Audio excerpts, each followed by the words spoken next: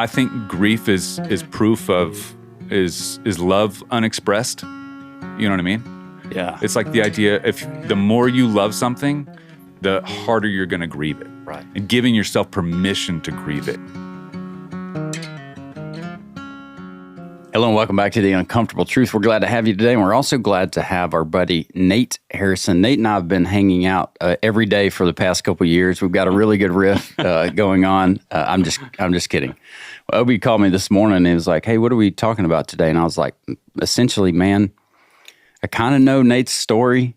Yeah. But we're gonna go on a journey of discovery today. Me too. Okay, yeah, good. I'll probably go on that journey with you. It's funny because most people say that. They're like, I don't know the journey, but just walk me through it and we'll get there. Yeah, you know? Sometimes it's easier to ask questions if you don't know the answer to them. Yeah.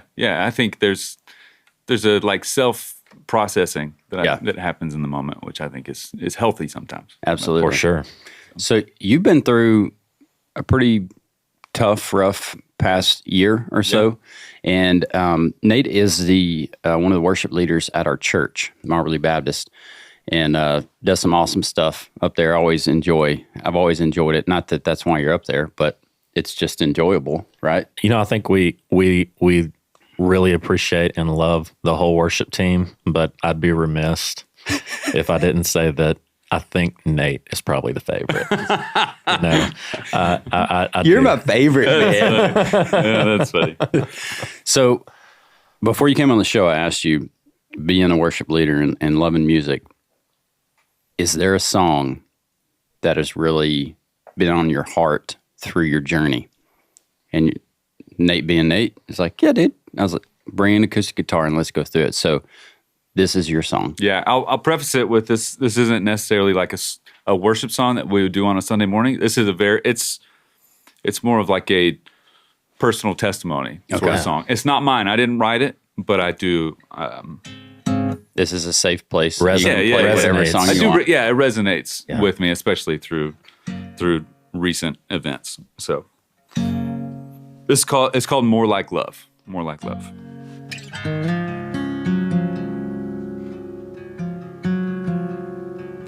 I used to think I wanted to be famous.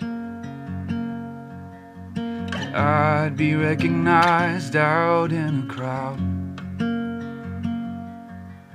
The funny thing is every time I've gotten what I want, it lets me down.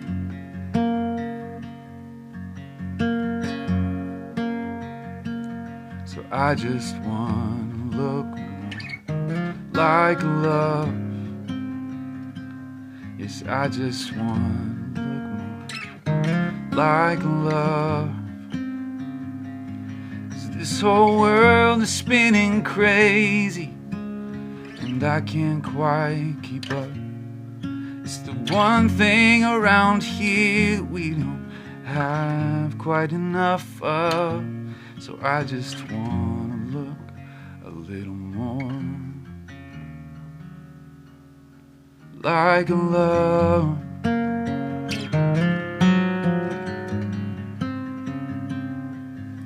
I used to think I needed all the answers. I used to need to know that I was right. I used to be afraid of all the things I couldn't cover up in black and white. Now I just wanna look like love. I just wanna look like love. 'Cause this whole world is spinning crazy, and I can't quite keep up. It's the one thing around here we don't have quite enough of. So I just want to look a little more like love.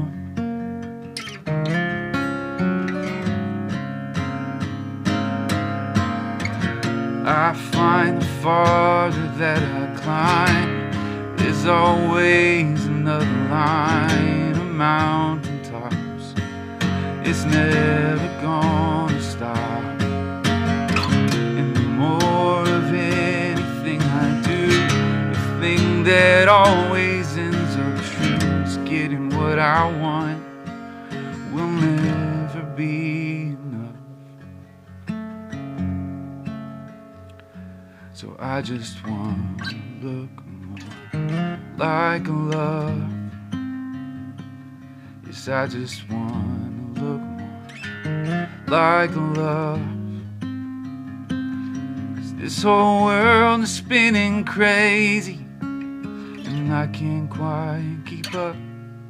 It's the one thing around here that we don't have quite enough of. So I just wanna look a little more like a love.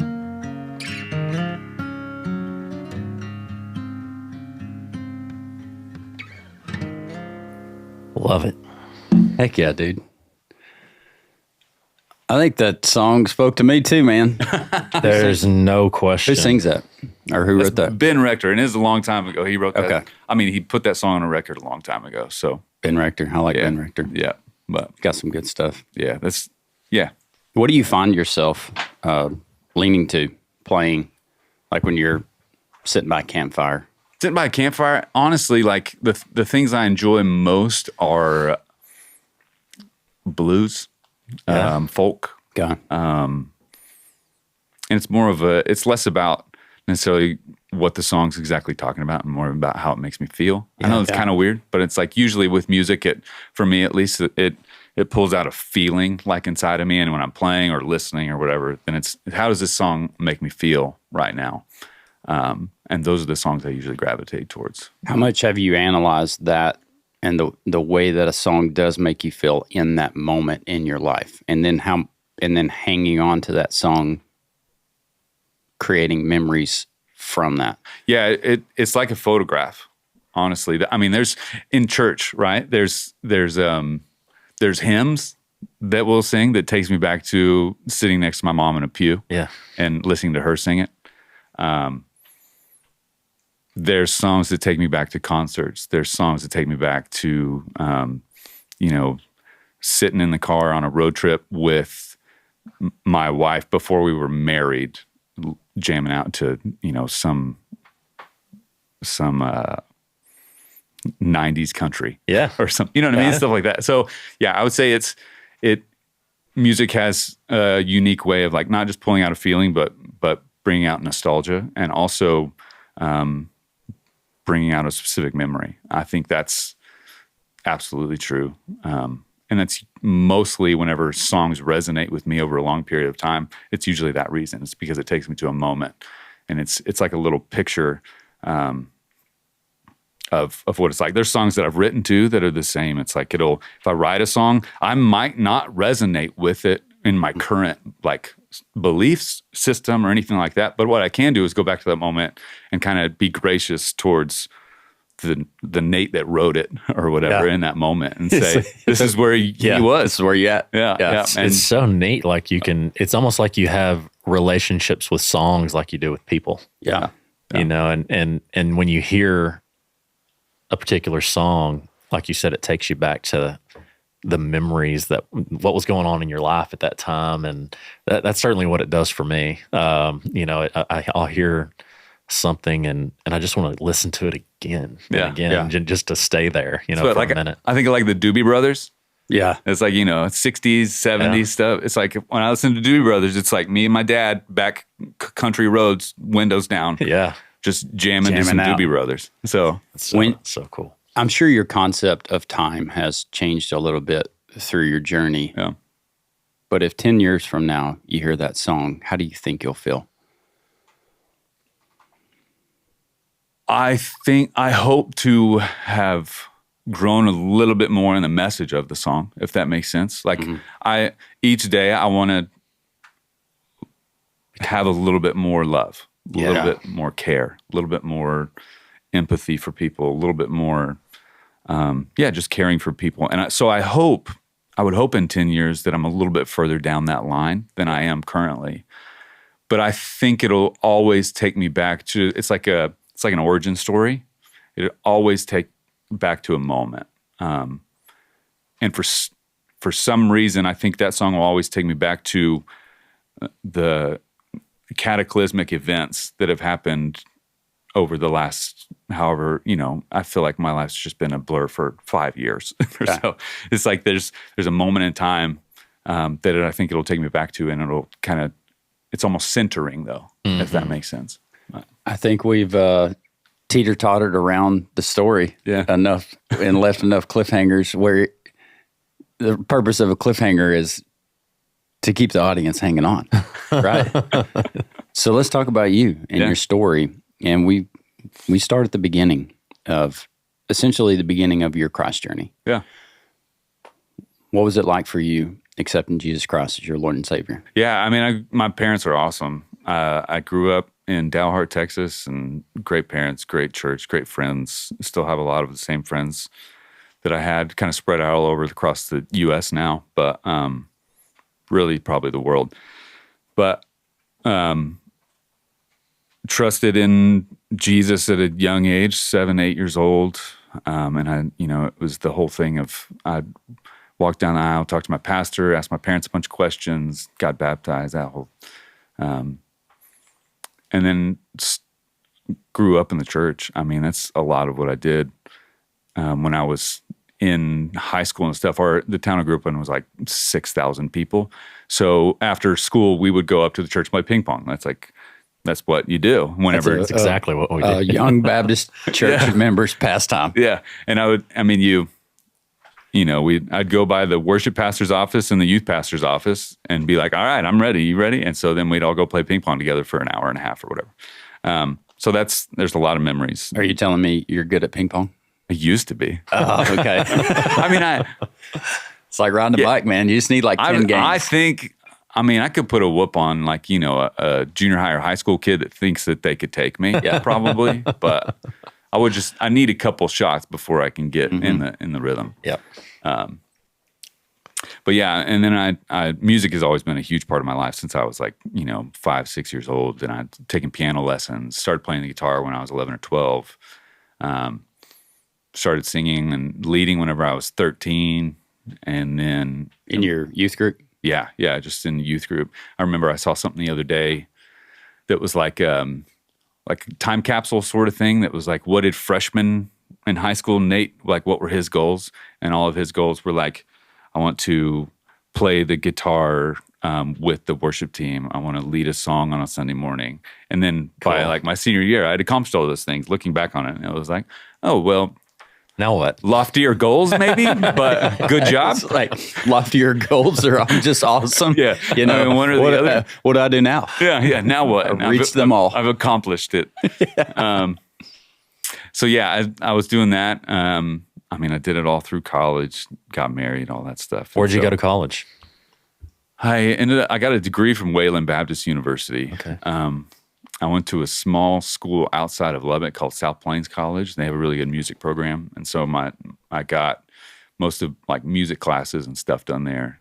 Music studies degree, bachelor's of music studies from Wayland Baptist, and then got a job at a church out there, moved to Denver and did church plant thing for a few years, and then moved out here to Longview.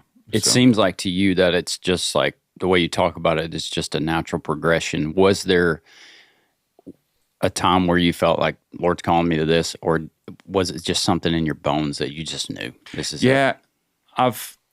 Or in your heart, I guess you would say. Yeah. I'd say it's more of just like a motivation. I get asked that a lot. Is like, when did you feel a call to ministry or anything like that? And I can't pinpoint it. And I know that's maybe weird and uncomfortable for some people. But I've just always had the desire to help, to serve, to help. And the way that I've been gifted in the moment to do that is with music. And so that's a lot of why I do what I do, is because I want to help people and I want to serve people. And the way that I've been gifted right now to do that is with music. Nice. Is there ever, you've done it for a long time. How old are you? 35. Okay. Yeah. So since you're 15, you're in your youth group leading and serving. That's a long time. I mean, you're talking about 20 years. Is there ever a time where the Lord's had to work on you a little extra, or a time that you become a little jaded towards people during your journey? Every day. Yeah. Yeah. I love the honesty here. No, especially in music, there's a comparison. You're always comparing. And especially Christian music or worship music has kind of ballooned into this like conglomerate idea, you know what I mean? Of like, we have professional worship artists and stuff now. That's happened within the last 20 years. Before we had Christian rock bands and rock groups. But now if you look at the majority of Christian music that's played, it's professional worship artists. Mm-hmm. And so it's really easy to compare yourself to them and say, ooh, I want to be like this guy, or I want to sing like this guy, or I like the way this guy has stage presence. And there's good in that. Like there's good in trying to replicate other people's good qualities. Like, Sure. But there's also, I think it's really easy to get caught up in that idea and lose your identity in it. You start to try to pursue somebody else's giftings. You start to pursue somebody else's stories. And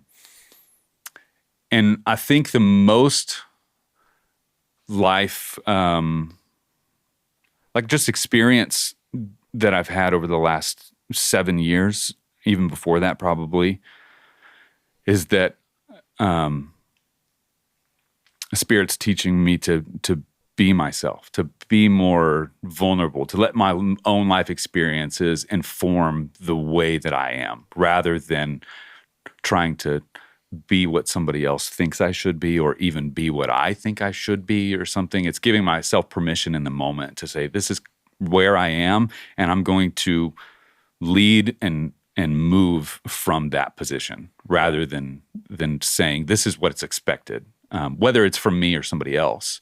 There's like a vulnerability that comes with that in my soul. You know what I mean? It's like if I can come from that spot, I feel like that it's like when the Holy Spirit is really taking root in us, we're naturally, becoming more like Jesus. And in that it's neat to see and recognize like the ways that he actually wants us to live out our lives. Mm-hmm. And vulnerability is something we talk a lot about on the show. And in the world, just wants us to compress that and not speak it out. And it's neat that, I mean, he's revealed that to me in my journey, in my faith journey, and a lot of the people that we listen to their testimonies and hear their faith journeys. It's like God's called me to be vulnerable in my faith, and it's neat to hear that, because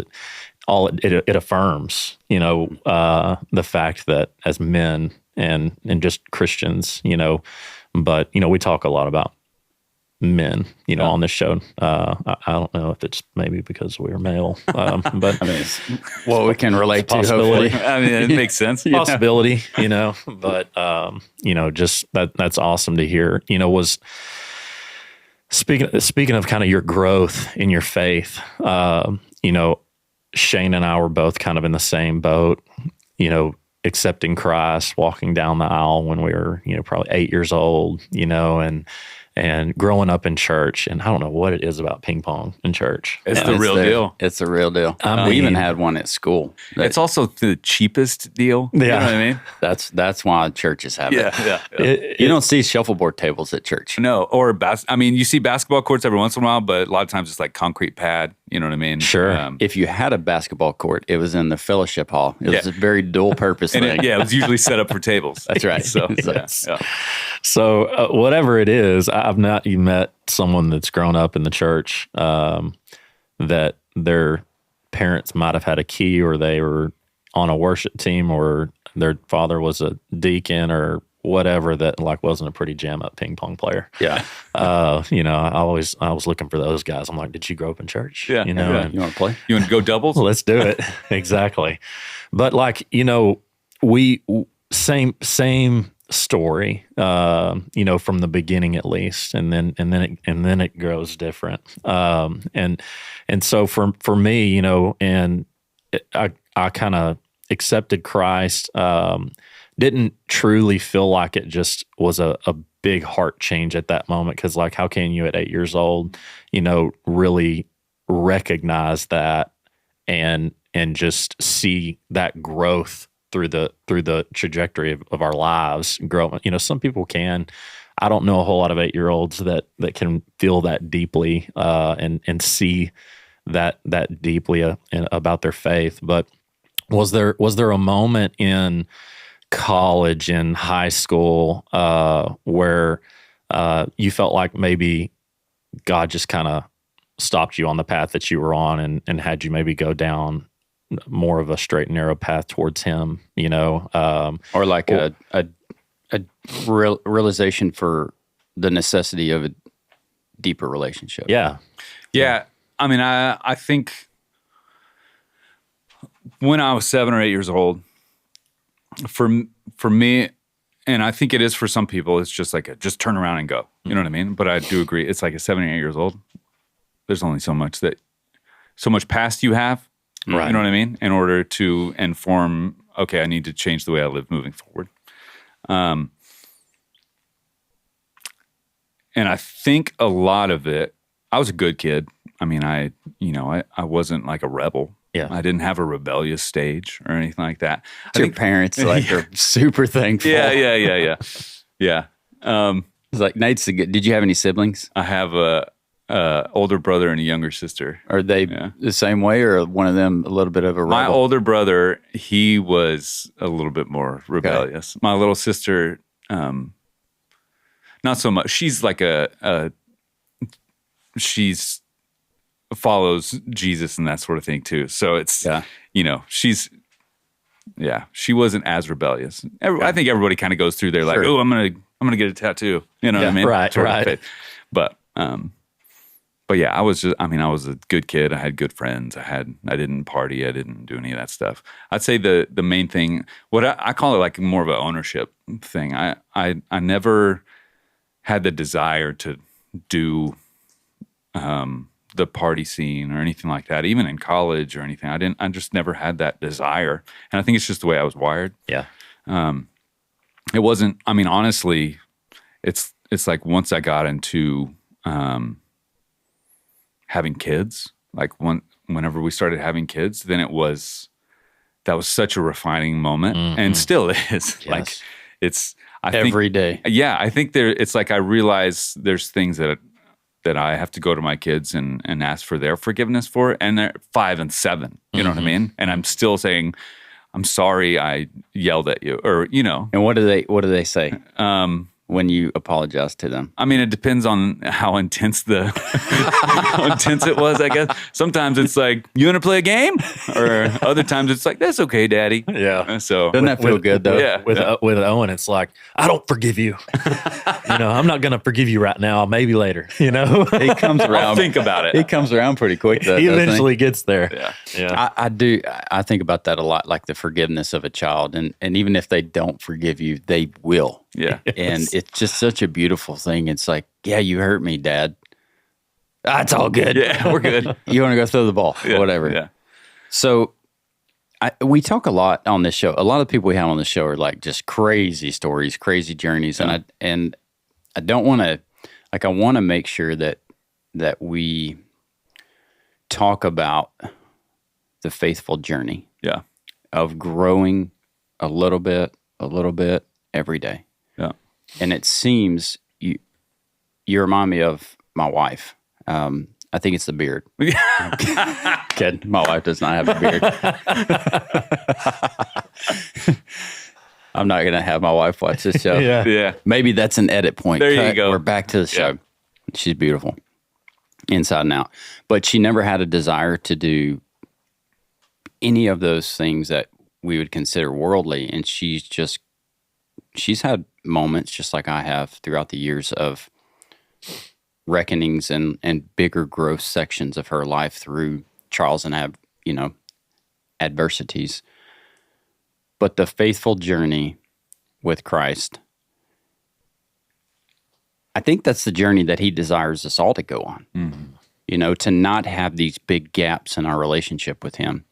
Do you feel like, or what did it take? You mentioned vulnerability earlier. What did it take for you to get there to that level of vulnerability?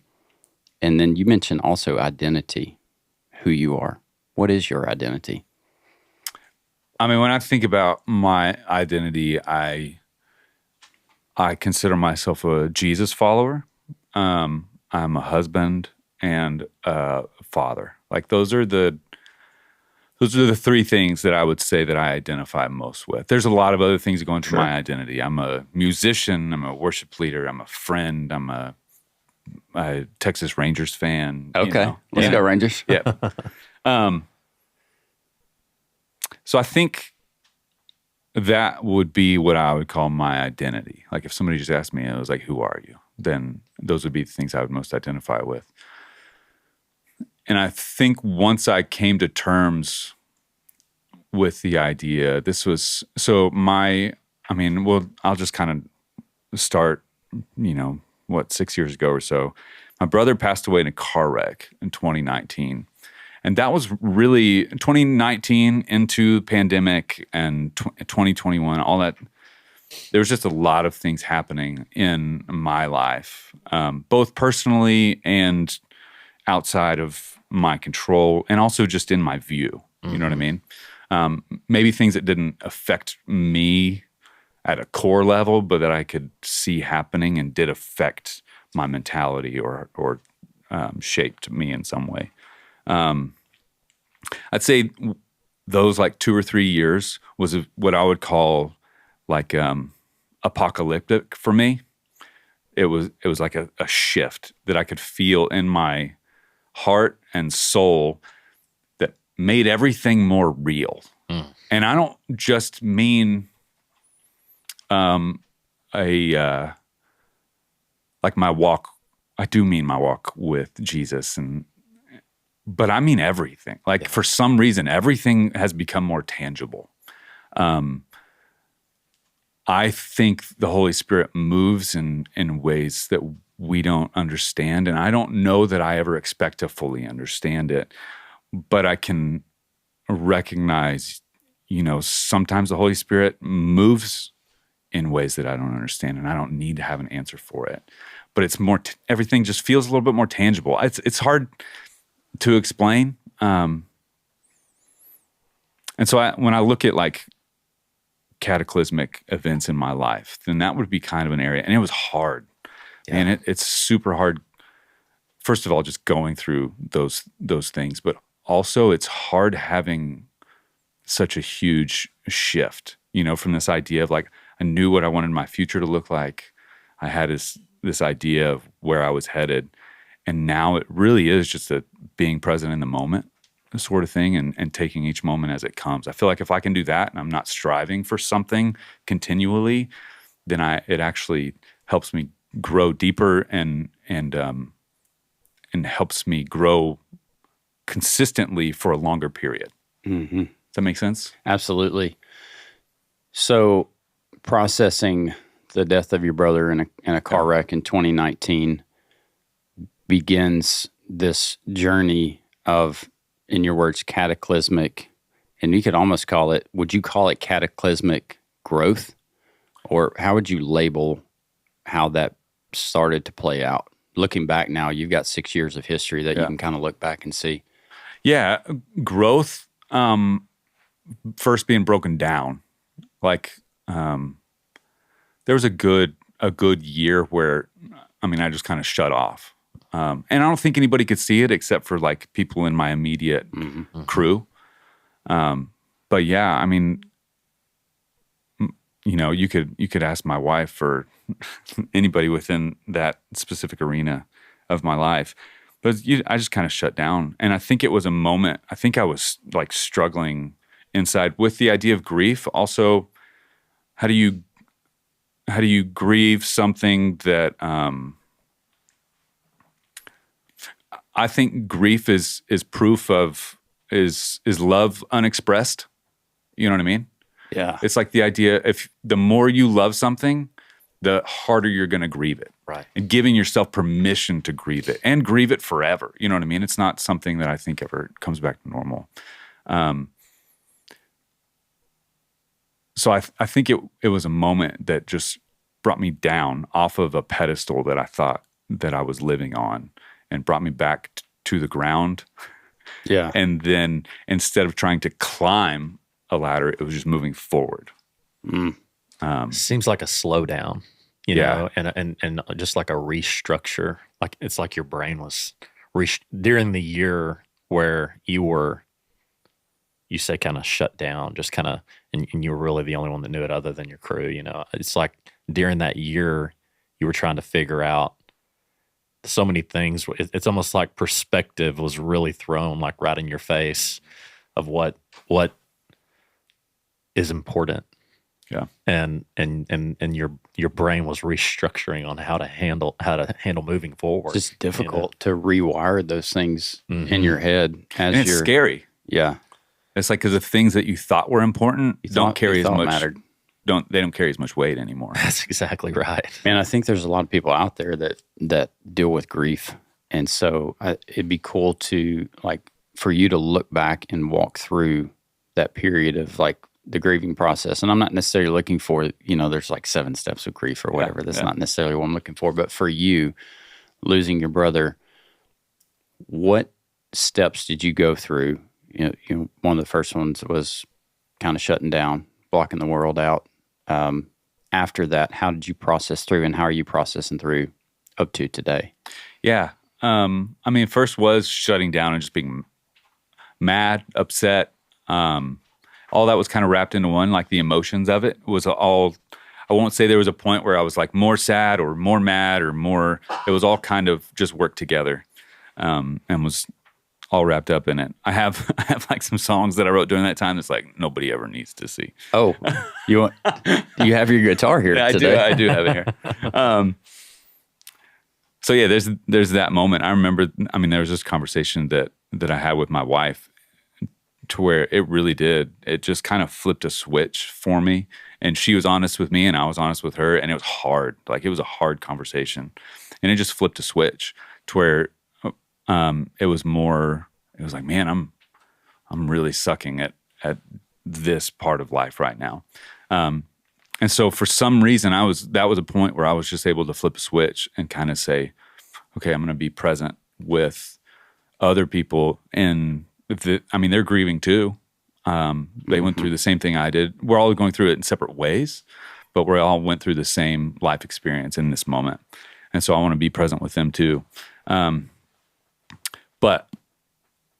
it was that like breaking down and then realizing what's important, what's not as important. Not that it doesn't carry any weight, but it just doesn't carry as much weight in my life. What are some of those things that you labeled as important and not important? The most important thing to me is my family. And this is the way I still feel about this, and I'm currently being shaped, and people. It's like if I can keep those 2 things, if I can make sure and always be there for my family, and then treat people with empathy, respect, and actually care for their experiences and journey and that sort of thing, then I think I can. That's what I was created to do. I love music, and music speaks to me. That's not what I would call something that's like a non-negotiable. If I lost my fingers or something at some point, I would hope that I would still be able to carry the same piece that I have now. I don't know that, but I hope I would. You could play the piano with your nose or your toes. Yeah. So yeah, stuff like that. It's like my family and people are the main thing.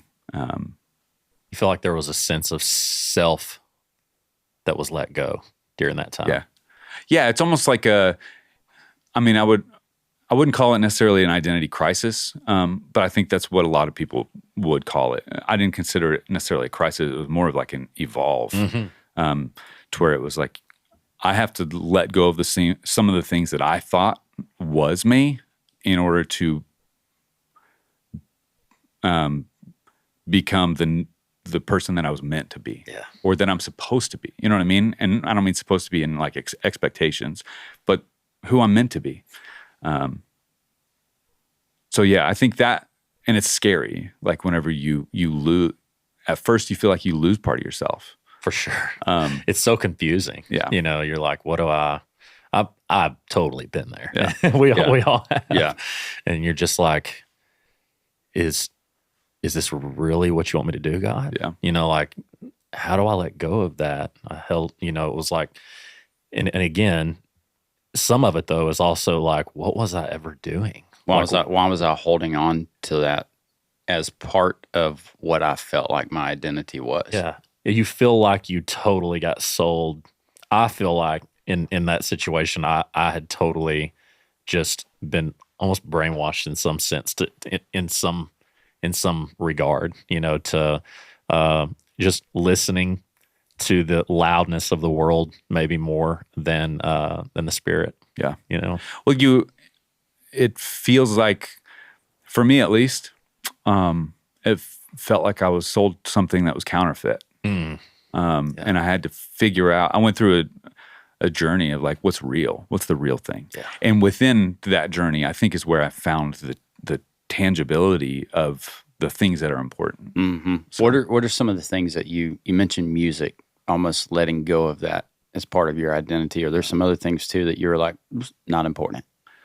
Like maybe if God decides to use me here, great. Yeah. But not important. Yeah. I think a lot of people like to think that people who work at churches and stuff don't have what career goals. You know what I mean? It's like, no, we're called. I refuse to believe that. So I'd say that's a big thing. Is like, man, there's an expectation that I had for myself, and then I felt like other people had for me too. It was like, you're good at this. You could do it, you know, on the big stages. And I've had people, it's like, oh, you need to record an album, or you're going to end up at this church, or, you know, with this sort of congregation or whatever. And I think that was a moment within, you know, that shift to where I was like, man, I want to be present with the people that are here. And I'm not going to. That's my job. Yeah. Like that's what I'm supposed to do. Right. That's good. Yeah. So I think I've kind of let go of this idea in a good way, not in like a, you know, let go of this idea of what I would call career goals or whatever within ministry. Because we see that, I mean, a lot within church staff culture, that sort of thing. Is there is a inclination that it's like, man, I want to move up. Mm-hmm. And that's the worldly, aspect of it. That's we talk about that all the time. It's like in the business realm that we're in, there's this constant drive to keep moving up, keep doing better, keep being more profitable, build more houses. And then how does that coincide with our relationship with the Lord? Yeah. It's a struggle to reconcile that, I think, to a level. And what I found is it comes down to a heart issue. Yeah. You know, where's your heart in all this? You mentioned church, working at a church. You mentioned being a Texas Rangers fan. Yeah. Our lead pastor is a huge Houston Astros fan. Is there any conflict in your heart, or like you feel like you guys are unequally yoked where you almost can't work there? There's been some staff meetings, especially in 2023. I mean, we're going through the ALCS and Stros versus Rangers and going all the way to Game 7. One of the best series of all time. Dude, it was epic. But we had staff meetings during all that where there was some prodding. You know what I mean? It was a little bit of trash talk in front of everybody. So that's so you bring awesome. your cow prod to the staff meeting. Yeah. Hey. But go Rangers. That's right. Let's go, baby. That's right. I think Rangers fans may live on that like hopefully we'll get another one Dude, at some point, but it doesn't matter. 2023 World Series can carry me till I'm 100. Yes, That's it. Like a Bo Sox fan, man. Yeah. They waited, what, 100 years? Yeah. I don't know how long it was, but it was long, and their fans are good for life. They are. Well, I mean, that was epic too, beating the Yankees like that. Yes. Yeah. That's I look back on the Rangers, 23, and it's like, sure, they beat the Diamondbacks in the World Series. Right. But man, that ALCS, That was epic. it was incredible. Yeah. Yeah. You mentioned the Yankees Bo Sox game. I mean, that was, I don't know, 2007, It was like 8, something like yeah, that. and they came back from 3 games down. 3 games down. Yeah. Yeah, one of the best series of all time. Dude. Yeah, I don't think I'll ever forget watching that either. It was awesome. And I don't like either of those teams, but you Not a big can't. You fan got to either. love baseball. If you love baseball. Yeah. So I think we went. Here we are. We went from the uncomfortable truth to a sports podcast. It's hard with guys that love sports not to talk about sports because there's so much about sports that teach us about life. Yeah. Oh yeah. Yeah. Back to your journey. You had a couple, 2-3 years from 2019 to 21, 22. Your brother died. COVID happened. Feel like the whole world was re-engineered and restructured, including our personal homes. And then more recently, was there anything between that and your most recent part of your story that? I don't think so. I mean, going up until, middle of last year, 24, most of what the path that I've been on, and I don't want to say necessarily self-discovery, but it is like maturing, I think. I'm both as a human, also as a Jesus follower. What does that look like? Hopefully continually being more motivated by the Spirit to inform the way I live. Mm-hmm. And so I feel like that's been the journey, even through all of these events and that sort of thing. It's just how do these things inform the way I live? How does the Spirit working in me inform and motivate how I treat other people? So yeah, I think that's been the main thing over the last 4 years, other than most recently, is just treating people with kindness, showing empathy. I always say, people over programming. So it's like if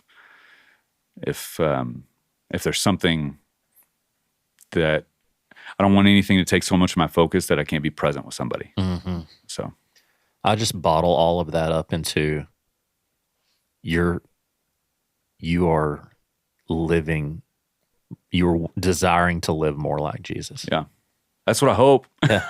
I mean, that's everything that you're saying. It sounds like Jesus to me. It sounds like slowing down, being present. I love the book Ruthless Elimination of Hurry. Mm-hmm. It just makes me think about it. It just provided a whole perspective shift that I needed to hear, because I had grown to be frantic and rushing everywhere, and it's like, this isn't the way I want you to live. Yeah.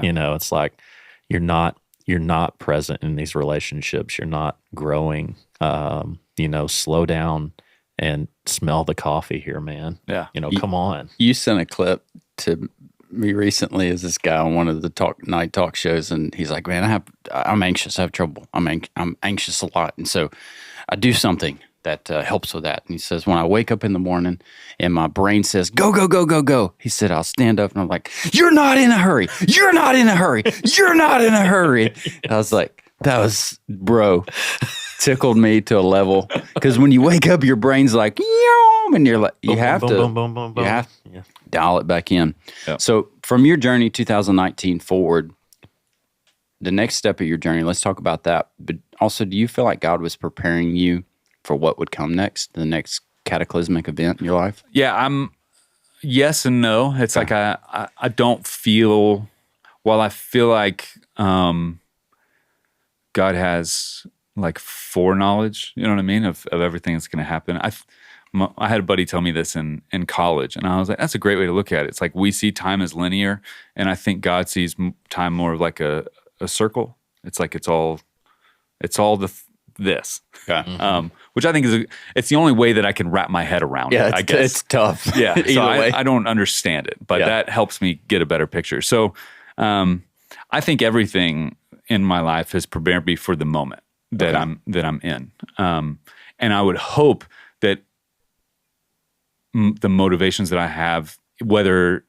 it's a good thing or a bad thing, helps refine me into the next phase, into the next day, into the next conversation or something like that. So yes, I do think I was being prepared for most recent events, but I think that'd be true no matter what I went through. Mm-hmm.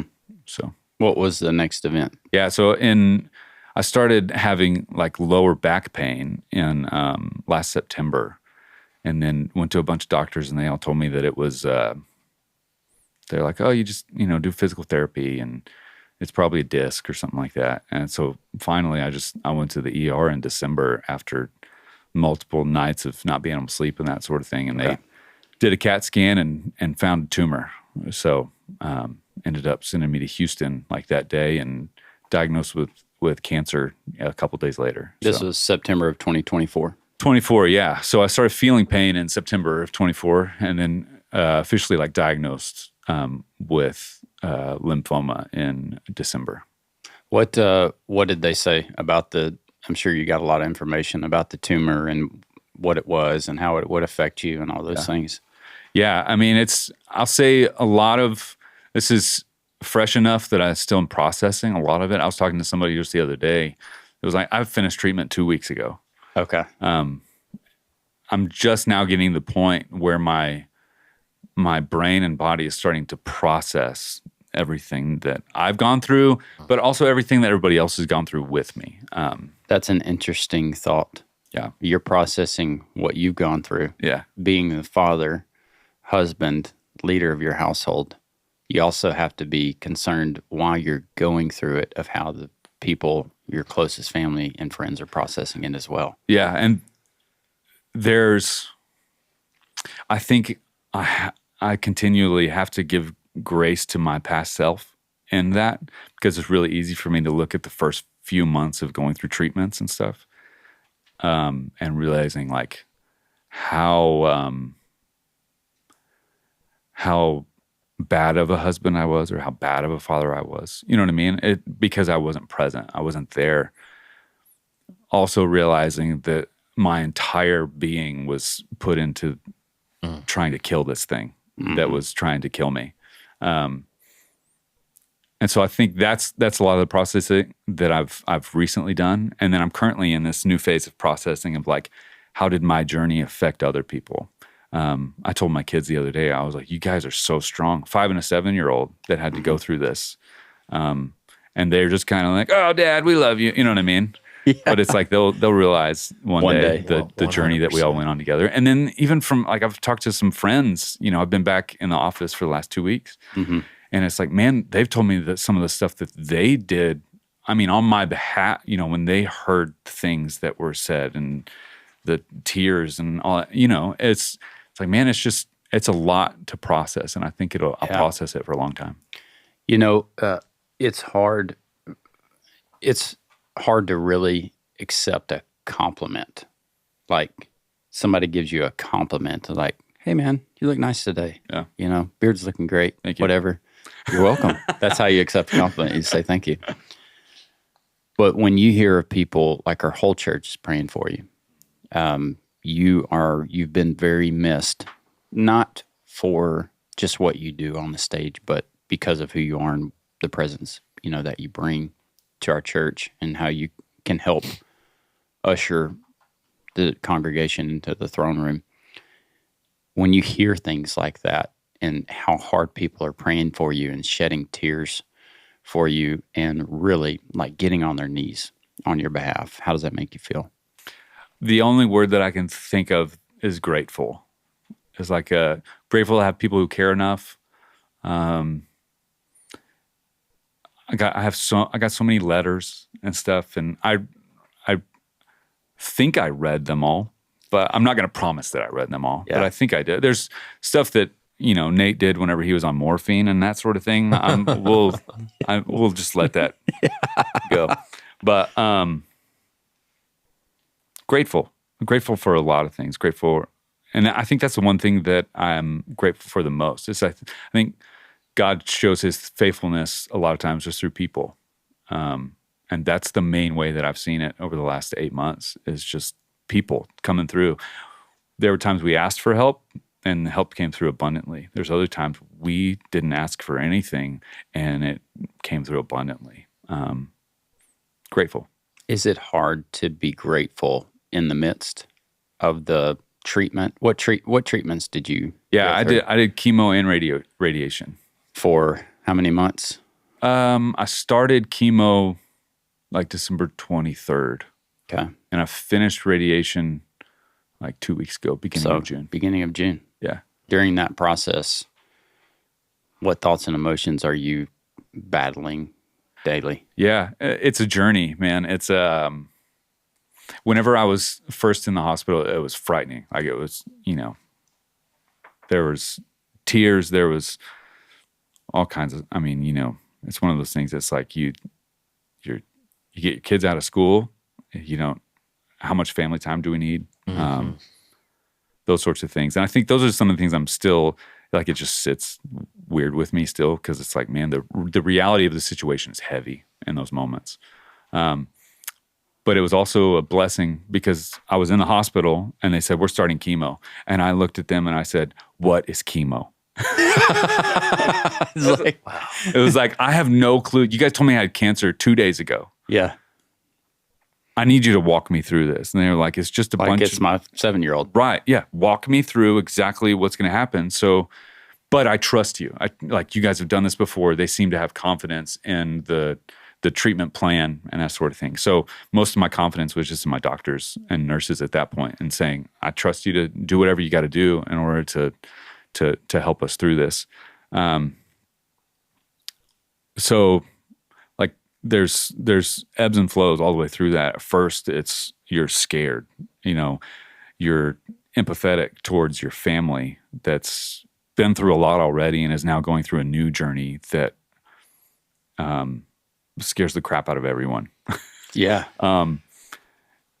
You're also like all business, or I was. I guess I don't want to speak to anybody else's experience, Mm-hmm. but I was all. There was points where I was all business. Let's do it. Let's go. And then there's points of you get into these rooms and you start empathizing with other people, because you're not going through this alone. Mm-hmm. There's other people who are going through chemo right next to you. And that's heavy too. You're everybody's carrying it together, which makes it lighter and heavier at the same time. That's interesting. So yeah, I think it just forced me to once again just be present in the moment, and be gracious towards me, gracious towards my family, gracious towards other people who are going through the same thing, in just a different room or something like that. And then once you get into it, the actual treatment phase and plan and stuff, it really does. I don't want to say you get used to it. You never get used to it, but it does. You know what to expect at that point. It's like, I'm going to do chemotherapy, then I'm going to drive home. I'm going to start feeling bad at this point. You realize how your body works. About 10 days after that, I would start feeling a little bit better. 10 days. I mean, it was gradual. Okay. But it was like felt bad. Yeah, it was the 10-day point to where I felt like I could actually like do stuff, or I didn't have any energy for pretty much the entire time. But and were your treatments 2 weeks apart? 21 days.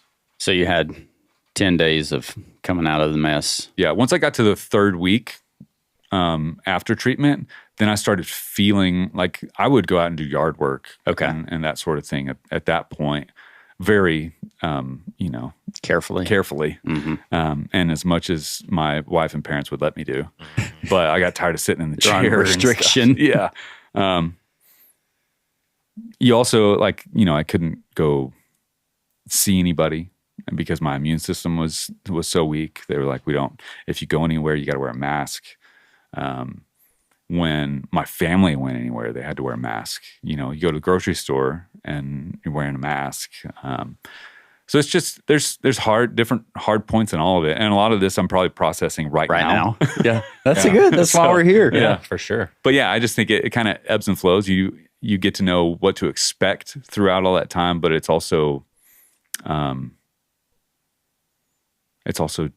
journey all the way through it. Was there a point when you were sitting in a chair getting chemotherapy and there are people around you, right? Was there a person beside you at any point that really helped you put things into perspective?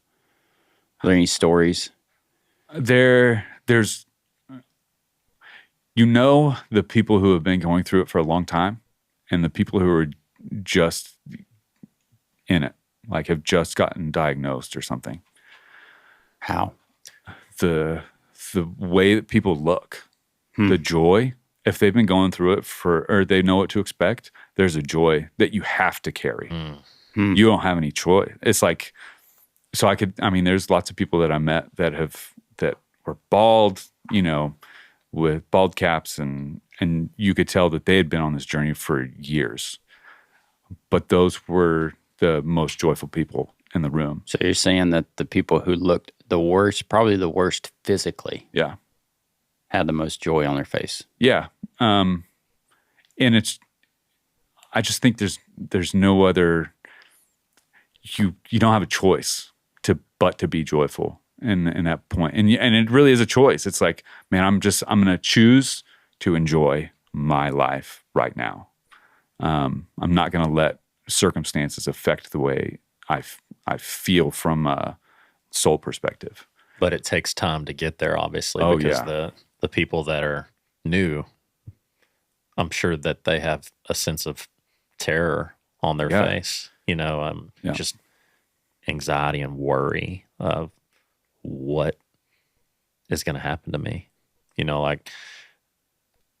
so I recently, over the last 4 months, I've been going to Texas Oncology because I have to give blood I haven't had to in the last, I finally got my level. I have high iron.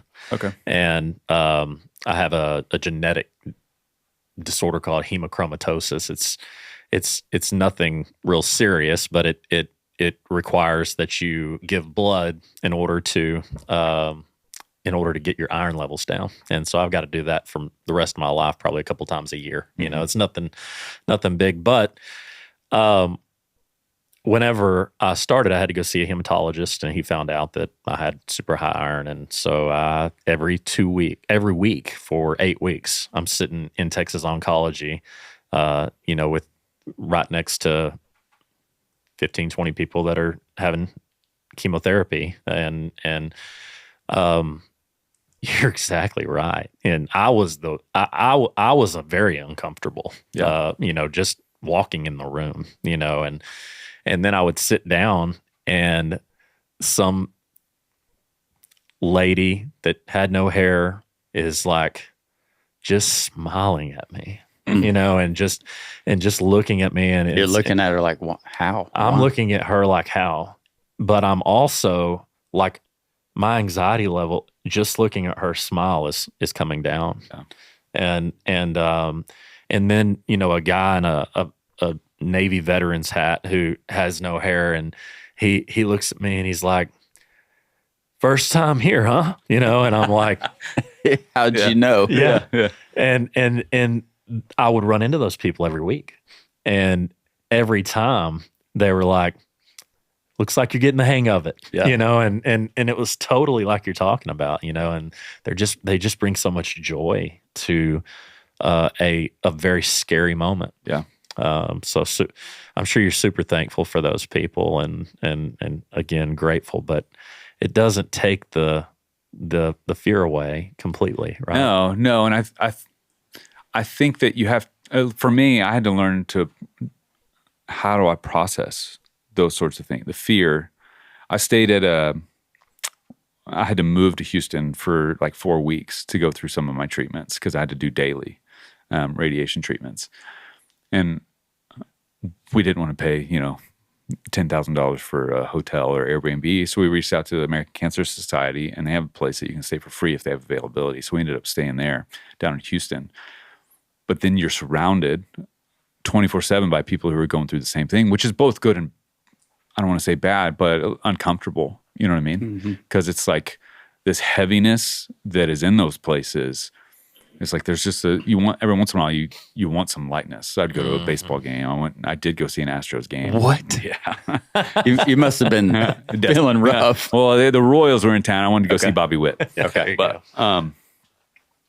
so yeah, there is, and then there's a sense of like you're walking around, and it's like at this point, all my hair was starting to grow back, and my beard was starting to come in a little bit, and you do feel like, for me at least, I felt a sense of guilt. And some of this too, it was like, man, while we're going through the same journey, we're having some of us are having very different experiences. There was some people who were having surgery the next day. There was some people who have been at this lodge for 2 years, you know what I mean? That were living away from home, and going through these treatments. So there's just so many emotions wrapped up in that journey. That once again, I think you just have to, for me, I just have to give myself grace and be like, man, hopefully this is helping me to better understand people and better care for people in the process. Was there any techniques or anything that you used to, I don't really know the right word here, block out the fear or get over the fear for certain periods of time? Because I'm sure that you can get locked in on the fear, right? Was there times where you just felt like hours, days were gone because of the fear? I don't remember a whole lot from like hospital. They come back in waves. A lot of that is because I was in so much pain, I think.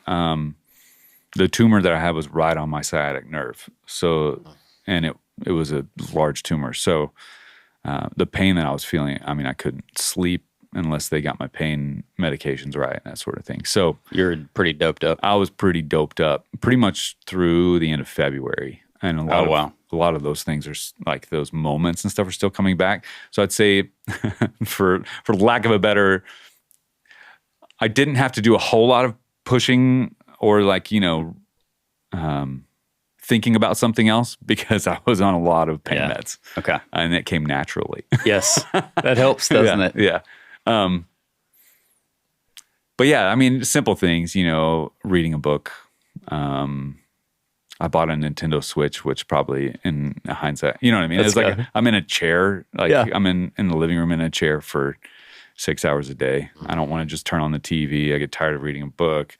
I didn't look at the news for like 3 months because I was like, that's just anxiety inducing a lot of times for me, especially during that season.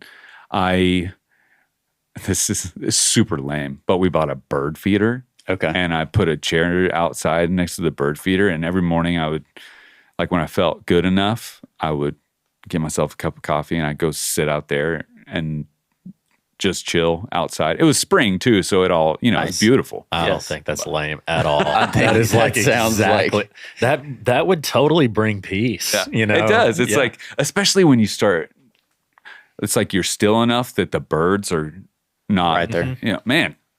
Still. Yeah. It's a big word, still. It's like when you allow yourself and your mind to be still and appreciate God's creation, the amount of peace that can come with that is unsurpassable. What's the right word? That sounds good to me. Whatever. Yeah. How has you've been through a life-threatening ordeal. How has that changed your concept of time?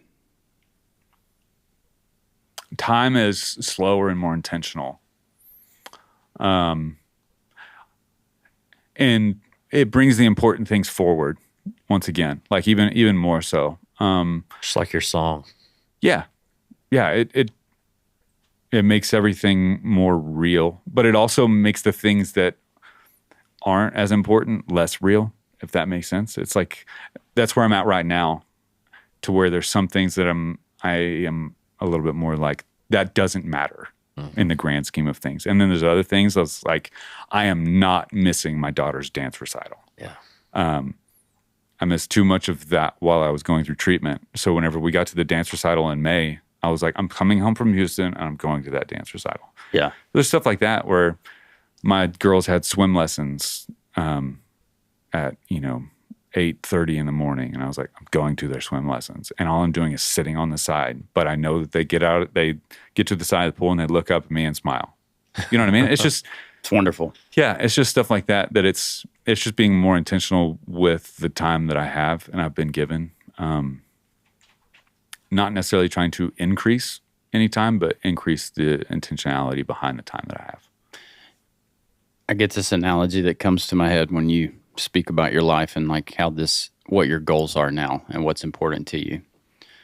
Imagine driving on I-20, you're in the right lane, it's a slow lane, and you're going 65, not 75, 65. Ooh. You're just nice and easy. You got your cruise set, and you're watching the birds fly by, and you're like telling your kids, look at the clouds, look at that, look, that looks like a whatever, you know. Look, oh, there's a rainbow over there. Storm just came through. Look at these beautiful trees. And it's like, look at the car in front of us. Isn't that a cool car? Just really like taking it all in. Yeah. And enjoying it. Yeah. And then you see all these people in the left lane flying past you going 80, 85. And right now, you don't care about where they're going and how fast they need to get there. But what's going to keep you, after going through this process and it being so fresh, what's going to keep you in the slow lane? Keeping the motivations consistent, like my motivations. One thing I always try to ask is like, why am I doing this, or why are we doing this, or why is this important to us? Instead of asking like, what are we doing? Or what should we do? It's like, why do we do it? Because if I can go down to the motivation of it, then I can start to understand my own self better. I can start to understand why I do things, and then lean into the good motivations. I'm not going to say there's always good motivations. Like sure. I still have ego a lot of times. I still have vanity. There's still that side. But I think I can recognize it and be honest with myself a little bit more whenever I have those tendencies. And I think the more comfortable that I can get calling myself out on some of that stuff in a gracious way, then it does open up a growth path. You know what I mean? And also giving grace to other people. Everybody else is going through things. I think empathy is a huge thing that everybody is learning. What does that word mean? What does it mean to have empathy? And I just think empathy is being able to see a situation from another person's perspective and giving grace to them because of their experiences. So if somebody, for example, if I've been Houston traffic, man, I've been cut off so many times yes. in the last, but if I can, it's like, they're clearly in more of a hurry than I am to get somewhere. And I don't know what's informing that at this point. But if I can give them grace in that as well, then it's kind of like, I hope nothing bad happens to them, but ultimately they didn't do anything to me. Yes. Yeah. That's a great perspective to have. Especially for people with road rage. Yeah. Oh man, it's hard if you're in a city and not allowing yourself to get worked up every 5 minutes when somebody does cut you off is very I would say rewarding. It's very growth oriented. Yeah. Through your journey, you mentioned that you've written several songs, and I did joke around and say, "Hey, let's play one." Is there a song that you've written through your journey, this journey, or starting back in 2019, that you'd like to share? Oof, I don't know that I have any finished. Do you have a verse and a chorus? I have like an app on my phone. Let me look and see what I got. I knew you were going to ask. You that. did. You know me too well. I knew that you were going to try to get it. He threw that nugget. He threw that nugget out, and I was like, "Oh, I heard that." Yes. Get that picker right out of there, and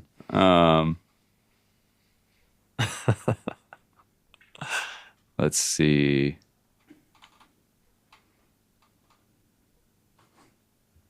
I'm digging that phone case.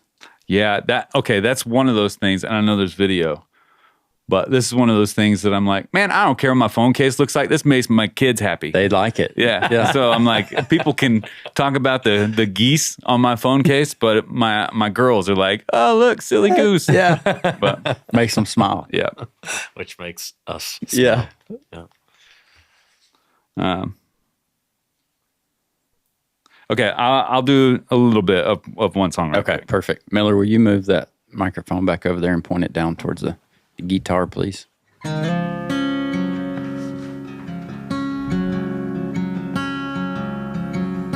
3-bed house on the end of the street. Half acre of grass and me plus 3. A dog and a cat, what else do I need? I found my life in the middle of a dream.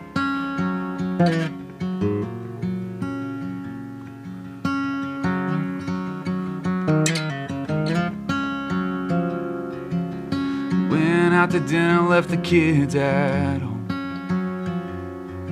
Can't help but look at old pictures on the phone. Wouldn't trade the present for the past right now.